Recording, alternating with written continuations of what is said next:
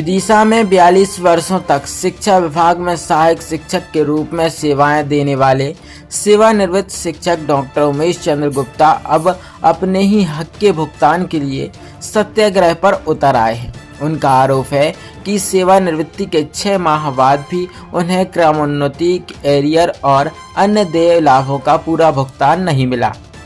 Richharia group लेकर आए हैं आपके शहर सागर में पार्क टाइटेनियम अत्याधुनिक सुविधाओं के साथ सागर की number 1 colony, park, open gym, security, water tank और भी अन्य सुविधाएं, वो भी शहर के निकट भाग्योदय अस्पताल के पास, खुरई रोड, सागर।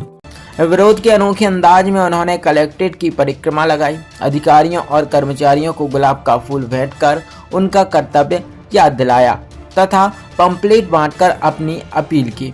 उनका कहना है कि यदि 6 जुलाई तक भुगतान नहीं हुआ तो वे आमरण अनशन शुरू कर देंगे।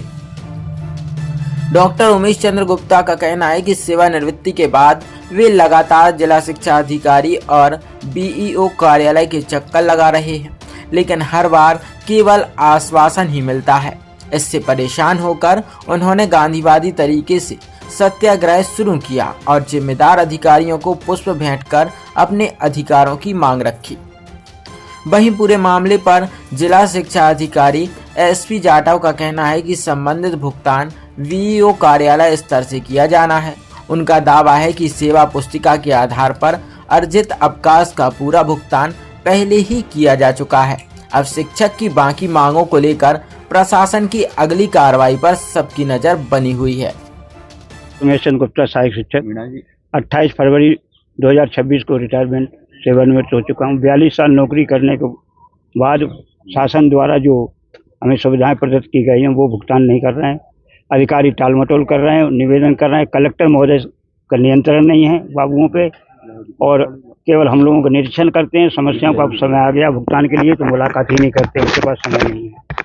मजबूरन मुझे अर्जित अवकाश का भुगतान खास करके है और तो कर्मोन्नति का भी है, चतुर्थ वेतनमान का, उसका एरियर का भी है और विशेषकर है अर्जित अवकाश का जो 300 दिवस का हमें पात्रता है, 96 दिवस का दे दिया है और 204 दिन का और चाहिए। कितनी राशि है बकाया आपकी? लगभग मेन है अर्जित अवकाश का जिसमें 204 दिन का अर्जित अवकाश का दिए जाना है, उसमें 7-8 लाख का है भुगतान। कौन नहीं दे रहा है?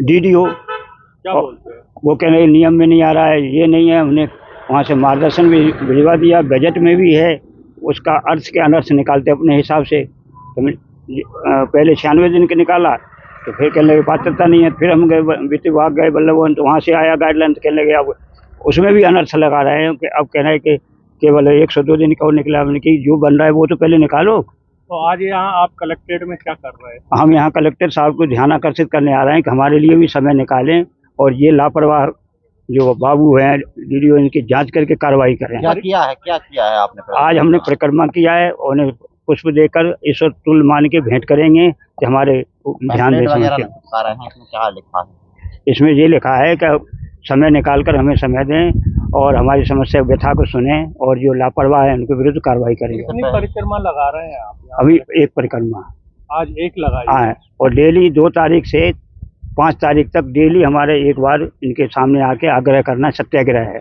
और 6 तारीख से दुर्गानगर चौराहे पे आमरण अनशन अनिश्चितकालीन। पहले कहाँ पर क्या करके आए हो? अभी जिला शिक्षा अधिकारी में पूरे कार्यालय में पुष्प सभी अधिकारी बाबुओं को दे के आए हैं, उनका परिक्रमा करके आए हैं। रिछारिया ग्रुप लेकर आए हैं आपके शहर सागर में पार्क टाइटेनियम अत्याधुनिक सुविधाओं के साथ सागर की number 1 colony, park, open gym, security, water tank और भी अन्य सुविधाएं, वो भी शहर के निकट भाग्योदय अस्पताल के पास, खुरई रोड, सागर।